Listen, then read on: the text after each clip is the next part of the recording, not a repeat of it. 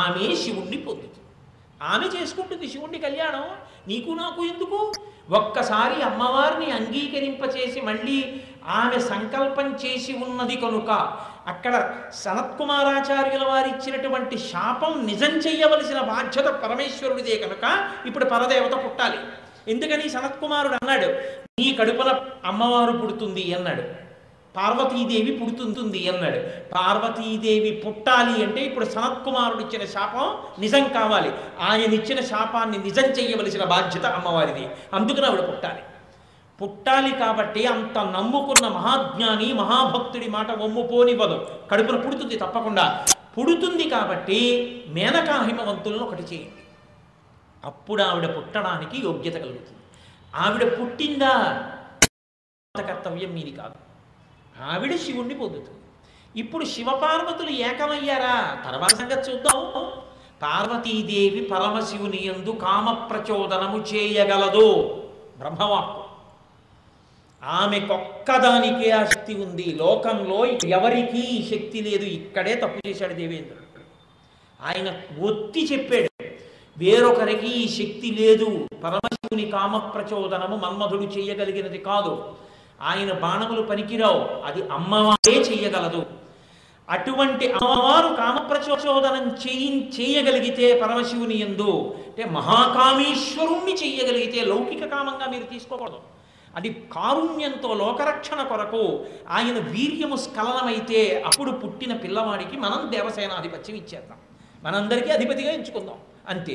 ఆ పిల్లవాడు అస్త్రప్రయోగం చేస్తాడు, తారకాసురుడు మరణిస్తాడు. ఒరే ఇంత జాగ్రత్తగా కథ నడపాలి మీరు. కాబట్టి మీరు ముందు హిమవంతుడి దగ్గరికి వెళ్ళండి అంటే దేవతలు అన్నారు, బాగుంది, మంచి మాట అన్నారు.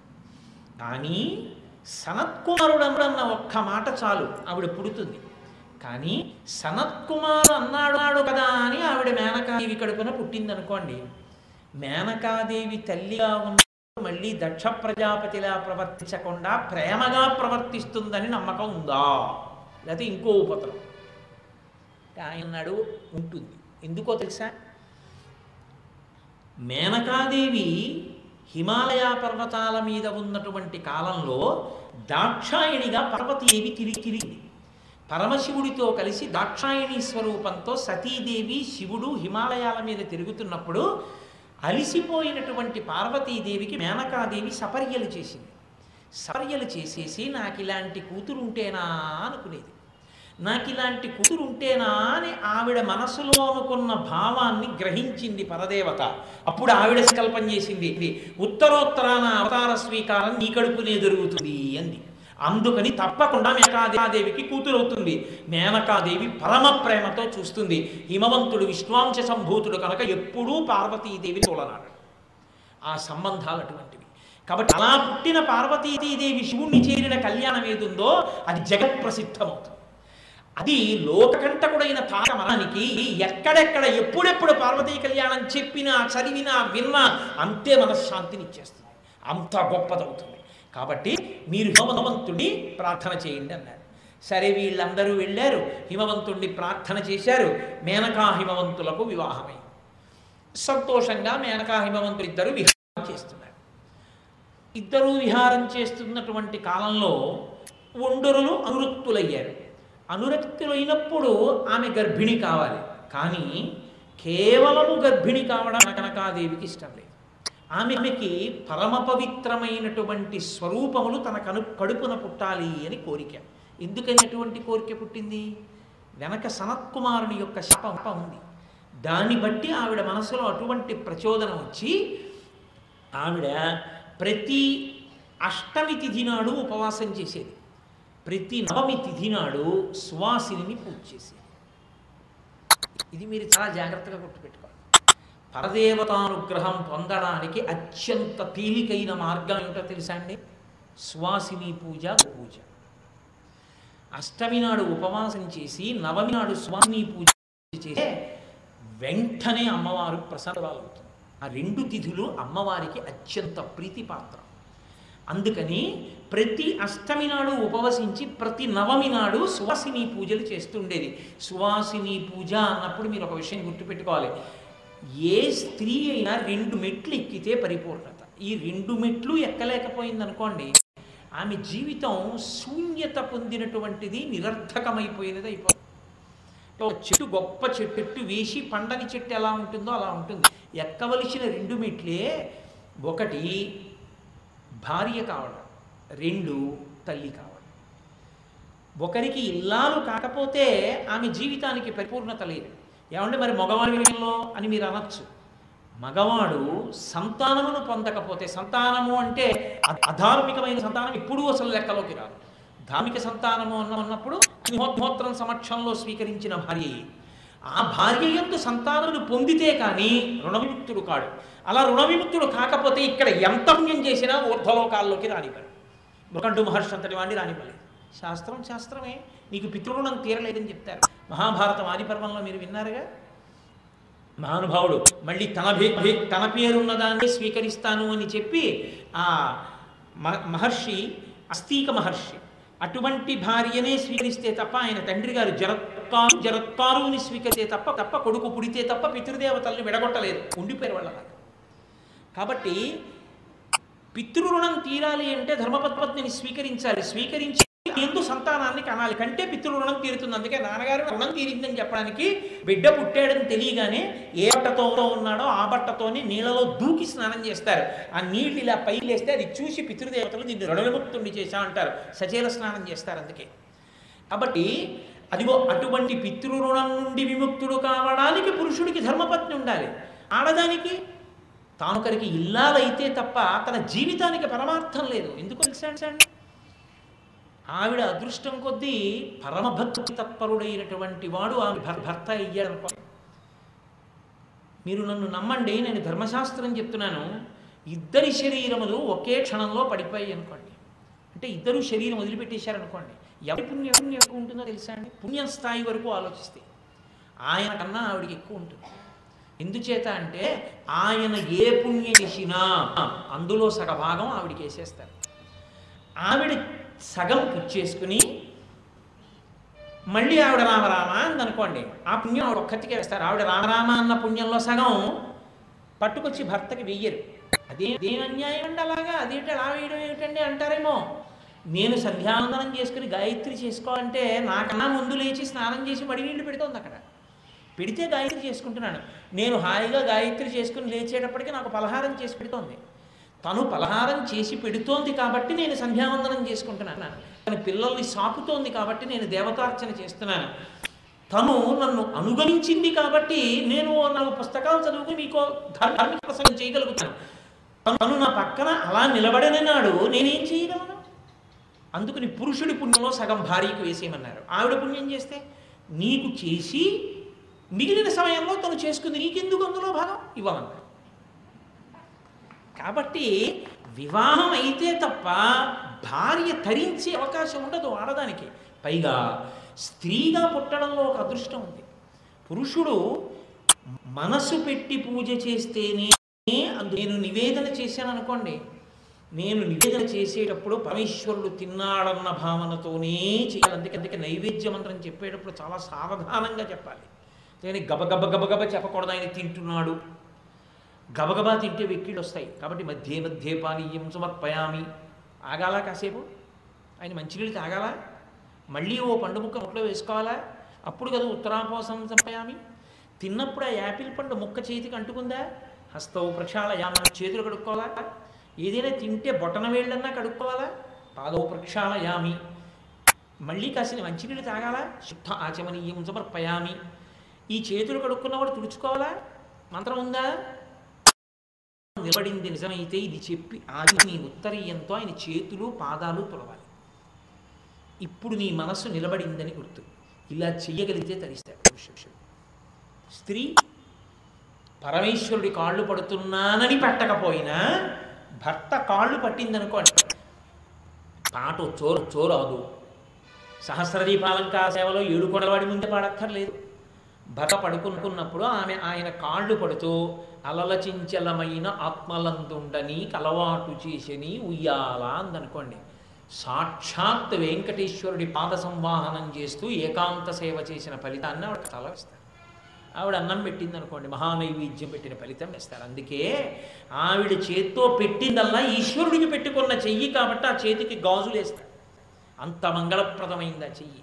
సువాసిని, అందుకని సువాసిని అంటే సభర్తృక, భర్త జీవించి ఉన్న స్త్రీ, ఆమె సాక్షాత్తు అమ్మవారే. సువాసిని అని గుర్తు ఏమిటి అంటే కొన్ని కొన్ని లక్షణములు చెప్పారు. మంగళసూత్రము, నల్లపూసలు, కాళ్ళకి మట్టెలు, సిగయందు పువ్వులు, చేతికి గాజులు, ఇటువంటివన్నీ సువాసిని చిహ్నములు. సువాసిని లోకంలో పెళ్ళైన స్త్రీ. అసలు సువాసినులకు సువాసినిత్వాన్ని ఇచ్చేది అమ్మవారే. అమ్మవారే అనుగ్రహిస్తుంది. అమ్మవారి అనుగ్రహము ఎంత కాలము ఉంటుందో అంతకాలము సువాసినిగా ఉంటారు. ఆమె అనుగ్రహము తప్పకూడదు. అందుకే ఎంతో కష్టపడి కన్యాదానం చేస్తూ తండ్రి ఎంత పరివేదన చెందుతాడంటే, జాతకాలు చూపించాను, ముహూర్తాలు పెట్టించాను, యథావిధి వివాహం చేస్తున్నాను, కానీ నక్షత్రానికి గండకాలం ఉంటుందా? నా కూతురు పసుపు కుంకాలు. అందుకని మంగళసూత్రాన్ని తిన్నగా కట్టించడు. ఆ మంగళసూత్రాన్ని సభలో ఉన్నటువంటి సువాసినులందరి మెడలో పెట్టిస్తారు. ఏమో ఏ తల్లి మెడలో ఉన్న మంగళసూత్రాన్ని ఏ తల్లి అంత భక్తో చూస్తోందో ఆ స్పర్శ ఈ మంగళసూత్రానికి తగలాలి. సర్వమంగళాదేవతని ఆవాహన చేస్తారు. అందులోకి చేసి అప్పటి వరకు పురుషుడు ఎక్కడా ఎవరికీ తప్పని మాట చెప్తాడు. మాంగళ్యం తత్తునా నేనమ జీవన హేతునా, నేనున్నానని ఇదే గుర్తు. ఆ మంగళసూత్రం ఒక్కటి ఆయన ఉన్నాడని గుర్తు. ఇప్పుడు నీకు నాకు ఉన్న అనుబంధం ఏమో తెలుసా? ఈ తలకి ఈ శరీరానికి మధ్యలో కంఠం ఉంటుంది. ఆదేశములను తల ఇస్తుంది, ఇది పాటిస్తుంది. ఈ చేతిని దోమ కుడుతోంది, నన్ను దోమ కుడుతోంది అని చెప్తుంది. ఓ కుడి చెయ్యి కొట్టు ఎడం చేతి మీద, దానికి ఎక్కువ దెబ్బ తగలకుండా దోమని కొట్టు అంటుంది. ఇది దీన్ని కొడుతుంది తప్ప ఉండవా ఇప్పుడు కొట్టనేటి అంటుంది ఏమిటి కుడి చెయ్యి. ఇది ఎలా చెప్పిందో ఇది ఎలా అనుగమిస్తుంది. దీని బాధలని కంటికి రెప్పలా ఇది చూస్తుంటుంది. ఇవి రెండు ఎలా సమన్వయంతో పనిచేస్తున్నాయో మీరిద్దరూ కూడా అలా సమన్వయంతో జీవించండి. పైగా పరమేశ్వర పాద ద్వంద్వం ఉంటుంది ఇక్కడ, పార్వతీ పరమేశ్వరుడు. ఎప్పుడూ అది మంగళప్రదంగా అలాగే ఉండాలని ప్రతి ముడికి పసుపు కుంకం పెట్టించి ఇక్కడ కట్టిస్తారు. కట్టించే ముందు కూడా ఆకర్షణ అన్నది ఉండి తీరాలి భార్యాభర్త మధ్య. భార్యయందు భర్త అనురక్తుడు కావడం కోరి సాధించుకోవలసిన విషయం. అది ఎప్పుడు దెబ్బతింటుంది? శరీరం ఏదైనా చర్మ వ్యాధి వస్తే భర్త విముఖుడు అవుతాడు. ఆ చర్మ వ్యాధి రాకుండా ఉండాలని అపాల మంత్రములతో అభిషేకం చేస్తారు. కాడి పెట్టి మంగళసూత్రములు పెట్టి నీళ్లు పోస్తారు. నీళ్లు పోస్తే ఆ నీళ్ల చేత కంఠము తడుస్తుంది. అపాల అని అత్రి మహర్షి కూతురు. ఆమెకి ఎంతకి వివాహం కాకపోతే ఈ అమ్మాయికి పెళ్ళవలేదు, ఈ అమ్మాయికి పాలిచేవాడు లేదని అమ్మాయి పేరు మర్చిపోయి అపాల అన్నారు అందరూ. ఆ అమ్మాయికి చాలా బాధ కలిగి నీళ్ళలో దూకేసి కొట్టుకుపోతుంటే సోమలత దొరికింది. దాన్ని నోట్లో నవిలి ఎలాగో వెళ్ళిపోతున్నాను కదా అని చెప్పి ఆ సోమలతని నోటితో నవిలి ఆ రసాన్ని ఇంద్రుడికి అభిషేకం చేసింది మానసికంగా. ప్రీతి పొందినటువంటి ఇంద్రుడు అన్నాడు, ఈ రసం ఆయన రథ కాడి మీద పడింది.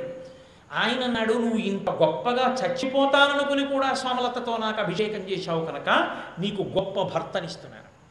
నువ్వు భార్య అవ్వడమే కాదు, ఇక నుంచి ఎక్కడ పెళ్లి జరిగినా నువ్విప్పుడు ఏ మంత్రం చెప్పావో దాన్ని గుర్తు పెట్టుకొని నా కాడి మీద నీళ్లు పడ్డాన్ని గుర్తు తెచ్చుకొని ఆడపిల్ల కంఠం మీద కాడి పెట్టి దాంట్లో మంగళసూత్రాలు పెట్టి నీళ్లు పోసి అభిషేకిస్తే ఆ అభిషేక సమయమునందు జ్ఞాపకం తెచ్చుకొని ఆడపిల్ల మనసా నమస్కరించి పురుషుడు పరమభక్తితో సర్వమంగళాదేవతా స్వరూపమైన మంగళసూత్రాన్ని కడితే చర్మ వ్యాధి వచ్చి శరీరం అంతా వివర్ణమై భార్యాభర్తల మధ్య ఆకర్షణ నశించిపోయేటటువంటి స్థితి పొందకుండుగాక. అందుకని పాలమంత్రాలతో కడతారు మంగళసూత్రాన్ని.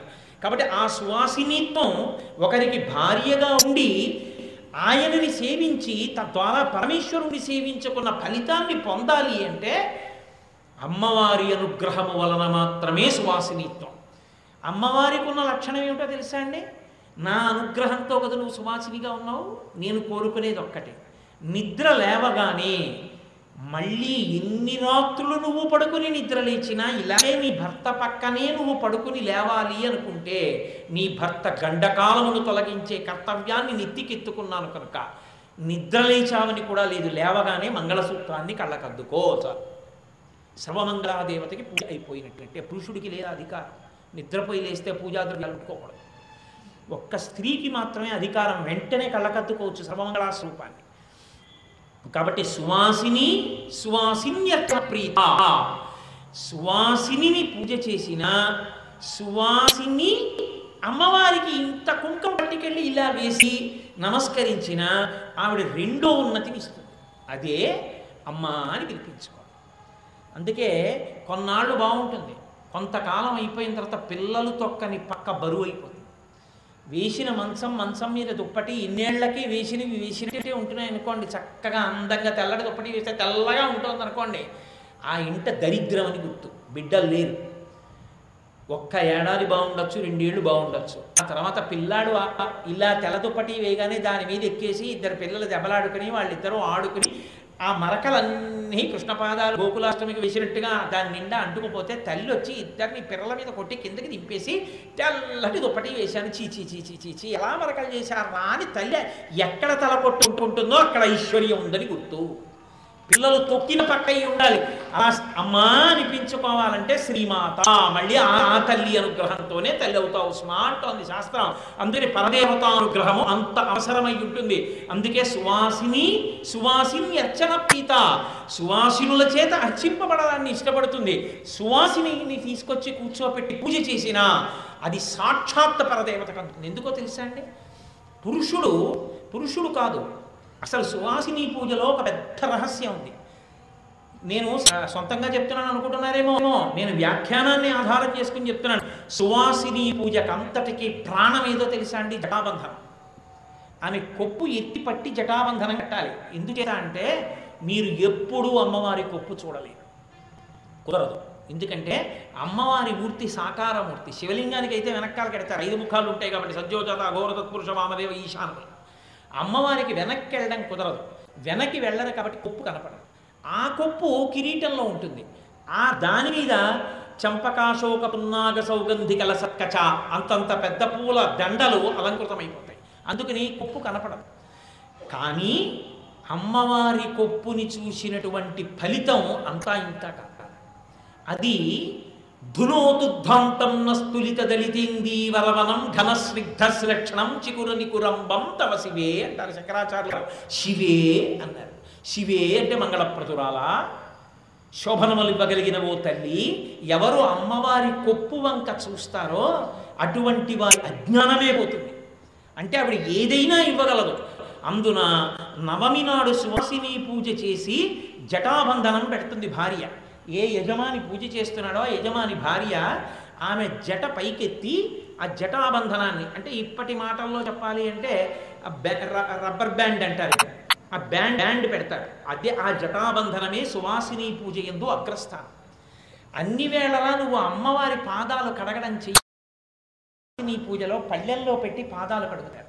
ఆ పాదులకాన్ని లోపలికి తీర్థంగా తీసుకుంటారు. సువాసిని కాళ్ళు కడిగితే అమ్మవారి కాళ్ళు కడిగినట్టే, సువాసిని కొప్పులో పువ్వులు పెడితే అమ్మవారి కొప్పులో పెట్టినట్టే, సువాసినికి తిలకం పెట్టి కన్నులకు కాటుక పెడితే నల్లని కన్నులతో కారుణ్యంతో చూసే అమ్మ పొంగిపోతుంది. ఇన్నాళ్ళకి నీ సువాసినితో సార్థకత పొందింది. అందుకని సువాసిని పూజ అంత గొప్పది. సువాసిని పూజ చెయ్యగానే అది సాక్షాత్ పరదేవతకు అందిపోతుంది. అంత గొప్ప పూజ అదే కదండి. మీరు నన్ను నమ్మండి, నేను ఇంత పరమ పవిత్రమైన వేదిక మీద కూర్చుని చెప్తున్నాను. గురువారం నవమి తిథి మూలా నక్షత్రంతో ఉండగా నేను పార్వతీదేవి జననం చెప్తాను అని నేను ఊహ చెయ్యలేదు.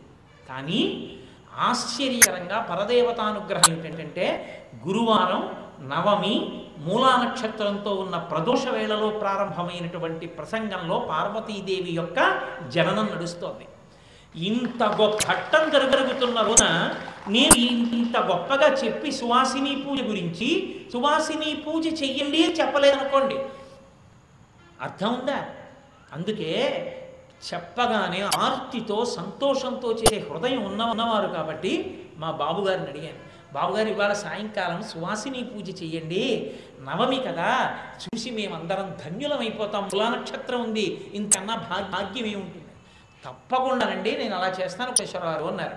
అందుకే ఇవాళ నా ఉపన్యాసాన్ని కొద్దిసేపట్లో ముగించేస్తాను. సువాసిని పూజ జరుగుతుంది, చక్కగా మనందరం చూసి తెద్దాం.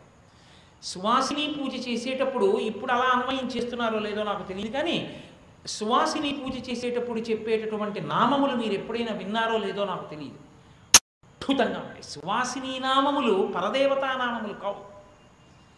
బంధువుల యందు ప్రీతి కలిగిన దానా, భర్తని అనుగమించేదానా, బిడ్డలతో సంతోషంగా ఉన్నదానా, గర్భశోకము తెలియనిదానా, ఇంటికి గొప్ప అతిథులు వచ్చినప్పుడు పరమ సంతోషంతో పరమభాగంతో లేని వాళ్ళకి అన్నం వండి వడ్డించుకున్నదానా, భర్త మహాభక్తుడై అమ్మవారిని పూజ చేస్తుంటే అమ్మవారి గురించి చెప్పుకోవడానికి ఎవరో ఒకడు ఊళ్ళోకి వచ్చాడు. వాడే అన్నం లేక వచ్చినవాడు గాడు, ఊళ్ళోకి చెప్పుకోవడానికి వచ్చాడు కాబట్టి ఇవాళ వాడికి అన్నం తినడానికి లేదు. శౌచంతో ఉండి పెట్టాలి.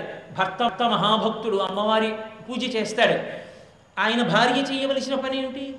అటువంటి వాడు ఊళ్ళోకి వచ్చాడు కాబట్టి ఆయన్ని పిలిచి, అయ్యా నేను అన్నం వండి పెడతాను మీరు తినండి అని అన్నం పెట్టాలి.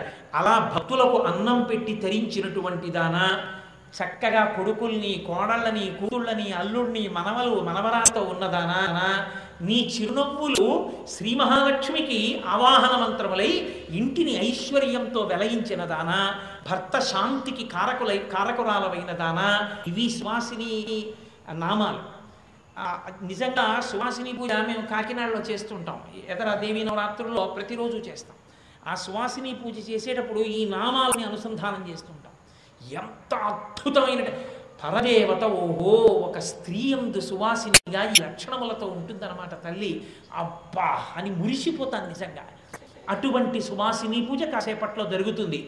కనుక మేనకాదేవి ప్రతి నవమి తిథి నాడు పరదేవతని పూజ చేస్తుంది. అవతల దేవతలు పరదేవతని ప్రార్థన చేశారు. ఎక్కడ తారకాసురుడు వింటాడో అని రహస్యమైనటువంటి స్థావరానికి చేరుకుని, అమ్మా నువ్వు తప్ప ఎవరమ్మా మమ్మల్ని రక్షించగలిగినటువంటి వాళ్ళు, సంసార సాగర కరాళ భవాంగ దుఃఖ, అమ్మా మేము సంసారం అనేటటువంటి భయంకరమైనటువంటి దుఃఖంలో పడిపోయి ఉన్నప్పుడు దాన్ని నశింప చెయ్యగలిగినటువంటి అద్భుతమైన స్వరూపం ఉన్నదానా తల్లి, అష్టాంగయోగ పరిపాలనకేళి దక్షాం, అష్టాంగయోగమునందు సమాధి స్థితి వరకు మహాభక్తుడైన వాడిని పైకి ఎక్కించి పరమశివుడితో కలిపి సమాధి యందు నిలబడగలిగినటువంటి స్థితినిచ్చి పశుపాశువులను విడదీసి వాడి పశుపతితో కలపగలిగినటువంటి వైభవం ఉన్నదానా, అటువంటి తల్లి వింధ్యావాస నిలయాం, సమస్తాలముల యందు వింధ్య పర్వతం మీద నిలయంగా ఓ తల్లి నీవు నీకు నమస్కరిస్తున్నావు. అమ్మా ఒక్కసారి మాకు దర్శనం ఇచ్చి మా కష్టం వినవా అని అడిగారు. అమ్మకి అవ్యాజ కరుణామూర్తి అని పేరు. ఎంత కారుణ్యమో నా తల్లిది. అందుకే ఎప్పుడూ ఆవిడ కన్ను నల్లగా ఉంటుంది, ఎరుపు ఎక్కదు. అందుకే రామాయణంలో తుల్యవృత్తాం తుల్యాభిజన లక్షణం రాఘవోర్హతి వైదేహీం తం చేయమసిదీక్షణ అంటారు హనుమ. ఈ సీతారాములిద్దరూ 5 లక్షణములు సమానంగా ఉన్నా ఒక్క లక్షణం మాత్రం రాముడి కన్నా మా అమ్మ సీతమ్మకి ఎక్కువ అన్నారు. అప్పుడప్పుడు మా అయ్య రామయ్య కన్ను ఎర్రపడుతుంది, మా అమ్మ సీతమ్మ కన్ను ఎప్పుడూ నల్లగా ఉంటుంది. నల్లగా ఉంటుందంటే చల్లగా ఉంటుంది, చల్లగా ఉందంటే కారుణ్యంతో ఉంటుంది. కాబట్టి ఎంత పాపం చేసిన వాడైనా ప్రణిపాత ప్రసన్నమేష పరిత్రాతం రక్షస్వో హతో భయాత్, అమ్మవారి దగ్గరికి పడిపోతే చాలు రక్షించేస్తుంది. అభయం అభయం అభయం. అంతటి కారుణ్యమూర్తి అయిన ఓ తల్లి మా బాధ వినవా. ఒక్కసారి అష్టాదశ భుజాదేవి అని 18 భుజములతో అమ్మవారు సాక్షాత్కరించారు. ఏమిరా నాయన మీ అందరి బాధ? అమ్మా తారకాసురుడు మహాబాధ పెట్టేస్తున్నాడమ్మా, ఇటువంటి వరం అడిగాడమ్మా. నువ్వు మళ్ళీ అవతార స్వీకారం చేసి పరమశివుడికి ఇల్లానివైతే తప్ప, కొడుకు పుడితే తప్ప, సర్వసైన్యాధిపతి అయితే తప్ప, అస్త్రప్రయోగం చేస్తే తప్ప, తారక సంహారం అయితే తప్ప మాకు సుఖశాంతులు లేవు. కాబట్టి తల్లి నువ్వు మళ్ళీ అవతార స్వీకారం చెయ్యాలన్నారు. ఇక్కడ సువాసిని పూజ చేసింది నవమి నాడు. హిమవంతుడు కూడా పక్కనే ఉన్నాడు. ఇద్దరూ కలిసి చేశారు, దంపతులుగా చేయాలి సువాసిని పూజ. ఇద్దరూ కలిసి చేశారు. చెయ్యగానే అమ్మవారు సాక్షాత్కరించింది. ఏం కావాలి నీకు అడిగింది. చెప్తే మేనకాదేవి ఆనందాశ్రులు నిండిపోయి, సనత్కుమారుని యొక్క శాపవాక్కు మేనకాదేవి వైపు నుంచి కదూ ఉంది. అందుకని అంది 3 లోకముల చేత పూజింపబడేటటువంటి తల్లి, పరమశివునికి అర్ధాంగి కాగలిగినటువంటి తల్లి, ఉభయ వంశములను తరింప చేయగలిగినటువంటి తల్లి, ఆడపిల్ల నా కడుపున పుట్టాలి. అమ్మవారు చిరునవ్వు నవ్వింది. అంటే నీ ఉద్దేశం నేను నీ కడుపున పుట్టాలి.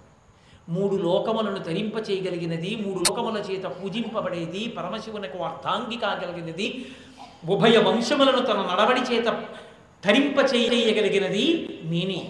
అందుకని నేనే నీ కడుపున పుట్టాలి, తప్పకుండా నీ కడుపున పుడతాను, ఇంకేమైనా వరం ఉందా అని అడిగింది. అమ్మా, నువ్వు పెద్ద పిల్ల పుట్టదు. ఎందుకో తెలుసా? ఆడపిల్ల పెద్దదై పుట్టి వెనక తమ్ముళ్ళు పుడితే తమ్ముడు ఎక్కడికైనా వెళుతుంటే వీడిని రక్షించడానికి అక్కగారిగా వెళ్ళాలి. అన్నగా ఇంట్లో తండ్రి గారు బహుసమర్థుడు, ఆ పైన సమర్థులైన అన్నగారు ముద్దుల చెల్లి అనుకోండి. అందరూ కానుకలు ఇచ్చేవాళ్ళే, అందరూ ప్రేమతో చూసేవాళ్ళే. అసలు ఆ అమ్మాయికి అవతల తండ్రి గారి ప్రేమ, యువతల అన్నయ్యల ప్రేమ, అటు భర్త గారి ప్రేమ, ఇటు కడుపున పుట్టిన కొడుకుల ప్రేమ, ప్రేమ తప్ప జీవితంలో ఇంకొకటి తెలియదు. ఇంతమందిని రక్షించగలిగిన తల్లి నిన్ను రక్షించుకోవాలని ఇంతమంది ప్రేమతో వెంటపడాలి. అందుకని నీ ముందు 9 కొడుకులు పుట్టాలి, మహా ఉత్తములైనటువంటి వాళ్ళై ఉండాలి, వాళ్ళ తర్వాత నువ్వు పుట్టాలి. అలా నన్ను అనుగ్రహించవా అని అంటే అమ్మవారి తప్పకుండా, ఎంత ప్రేమతో కోరావేమా, అలాగే అనుగ్రహిస్తాను. కానీ 9 కొడుకులు ముందు పుట్టారు. ఎందుకని? 9 కొడుకులు పుట్టేదాకా కూర్చుంటే అవతల దేవతల కార్యం. అందుకని అన్నగారికి ఇల్లెలుగా ఉండాలని కోరుకున్నావు కాబట్టి గొప్పవాడు కొడుకుగా పుడతాడు. మైనాక పర్వతాన్ని నీకు కొడుకుతాడు. పర్వతానికి కొడుకు పర్వతమే కదండి రావాలి. అందుకని హిమవత్ పర్వతానికి కొడుకు కనుక మైనాక పర్వతం పుడుతుంది. బంగారు శిఖరములతో ఉంటాడు మహానుభావుడు. అందుకే రామకార్యం మీద పెడుతున్నటువంటి హనుమకి ఆతిథ్యం ఇవ్వడానికి పైకి చిరస్థాయిని పొందాడు. రెక్కలతో ఉన్నాడు సముద్రంలో. రాక్షసులు పైకి రాకుండా పాతాళ తలానికి ఉన్న ద్వారానికి అడ్డుపడ్డాడు. హిరణ్యనాభ శైలేంద్ర ప్రతిష్టోస్మితే భృశం అభయంతే ప్రయచ్ఛామి తిష్ట సౌమ్య యథాసుకం అంటాడు ఇంద్రుడు. రెక్కలతో ఉండిపోయాడు. అటువంటి మైనాక పర్వతం నీకు పెద్ద కొడుకుగా పుడతాడు. మైనాకుడు జన్మించిన తరువాత నేను నీకు కుమార్తెగా జన్మిస్తాను. హిమవంతుడు మేనకాదేవి ఎదురు చూస్తున్నారు, ఎప్పుడు పుడుతుందా ఈ పిల్ల. ఆ తిథి రానే వచ్చింది. మీతో నేను మనవి చేశాను కదా, ఎప్పుడెప్పుడు పుట్టినా అన్నా చెల్లెళ్ళు ఒక్కసారే పుట్టాలి.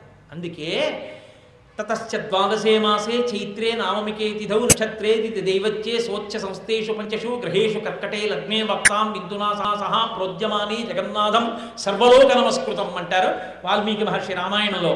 12 నెలలు కౌసల్యాగర్భ తిథినాడు మిట్ట మధ్యాహ్నం 12 గంటల వేళ 5 గ్రహములు ఉచ్చస్థితిలో ఉండగా చంద్ర ప్రభువు పుట్టారు.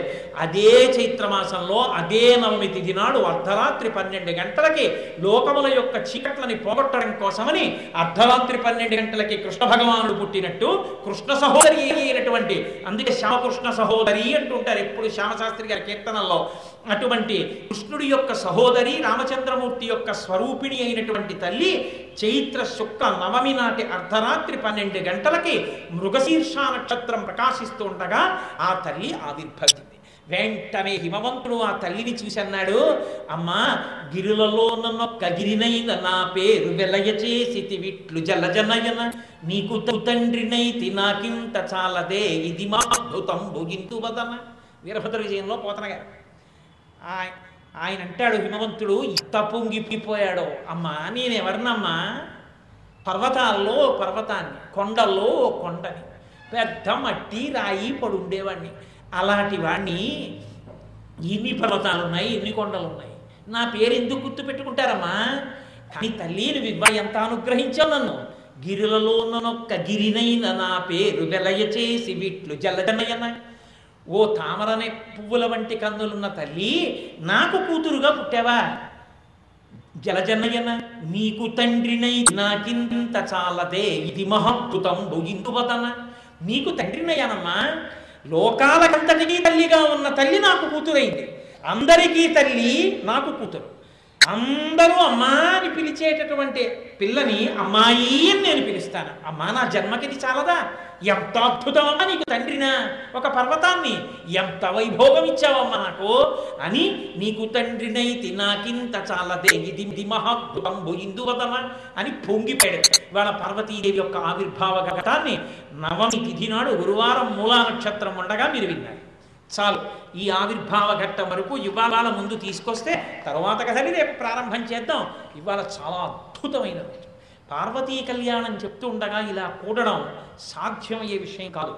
నేను కూడా ఇలా వస్తుందని సెలవులు పెట్టి రాలేదు. ఏదో కాకతాళీయం అంటారు చూసారా, అలా నేను సెలవు పెట్టాను.